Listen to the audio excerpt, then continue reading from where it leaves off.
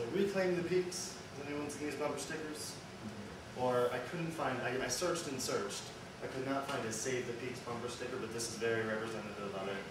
Who's seen these bumper stickers around town? Save the Peaks, yeah. Now, who's seen the actual, or who's like heard about the actual issues involved? Who thinks that they understand all of the issues involved? Fair, Carlin. Now, this is probably the most contentious issue that Flagstaff has ever seen, and that's one of the reasons I chose to research it. I wanted to try and better understand it. And so I read through a lot of, and I'm just trying to better understand the issue. And what I came to realize is that it's not something that can be boiled down to bumper stickers. It's not some catchy phrase. It's a really complicated issue with possibly national ramifications. So the basic question is if the Snow Bowl ski resort should be able to use reclaimed water purchased from Flagstaff to create artificial snow on the San Francisco peaks.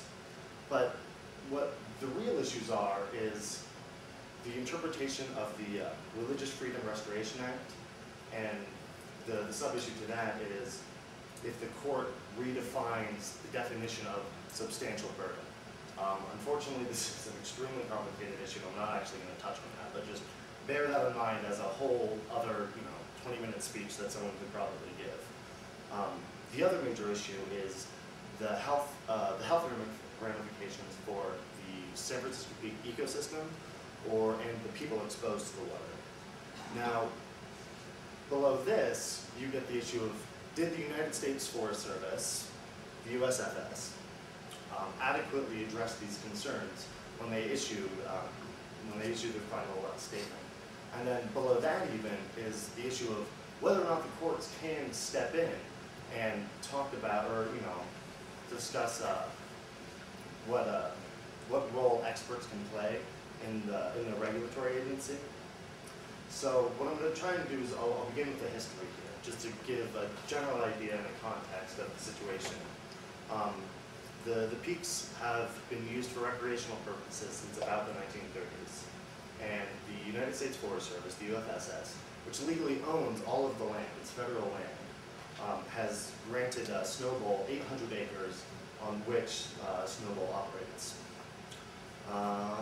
The peaks, now one of the big issues is that the peaks are held to be extremely sacred by over 13 tribes.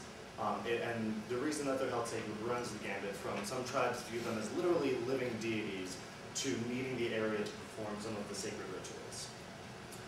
Now in 2002, due to a poor snow season, or several years of poor snow seasons, Snow Bowl submitted plans to upgrade their facilities.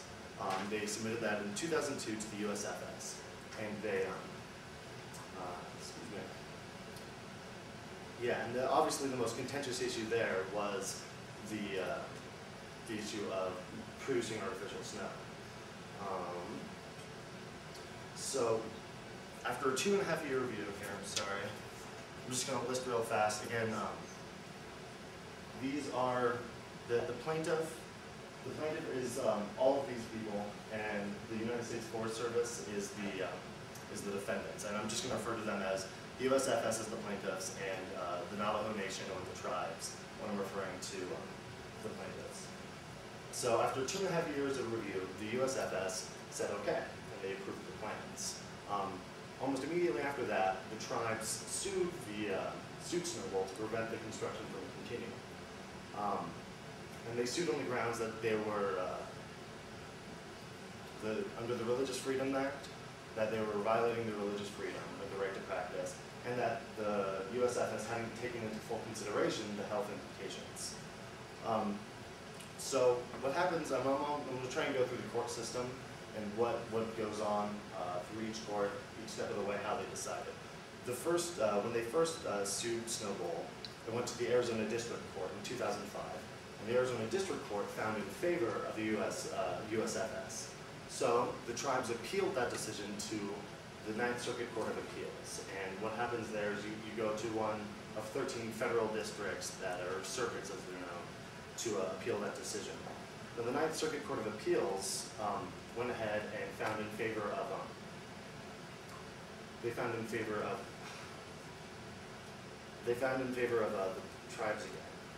And so what happened is the USFS then went and appealed this decision again back to the Ninth Circuit Court of Appeals en banc.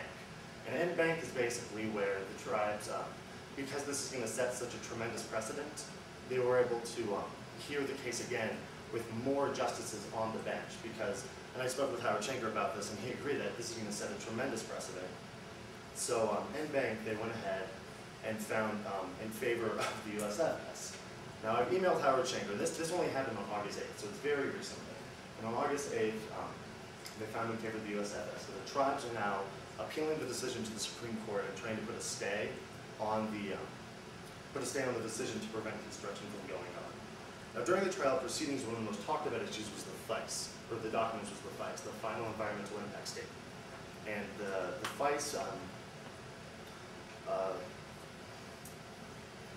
so it basically stated that the reclaimed water was safe to use. Now the reclaimed water goes through a 7-step process to remove all fecal coliform bacteria and any solid waste, making it A+ water by the regulatory agencies, which means that it's safe for use for snowmaking. And the issue is something called endocrine disruptors. And endocrine disruptors are not actually taken out of the system. And there's been a lot of research that's gone on that has allowed them to, I picked a way too complicated topic, I apologize. The endocrine disruptors can feminize populations of animals. And they're very concerned that this is what has, this could have major repercussions. So it's a very complicated issue, and I wish I could have explained it better to everyone, but in summary, it's something that can't be broken down to just 2 bumper stickers. It's something that needs to be researched and decided upon.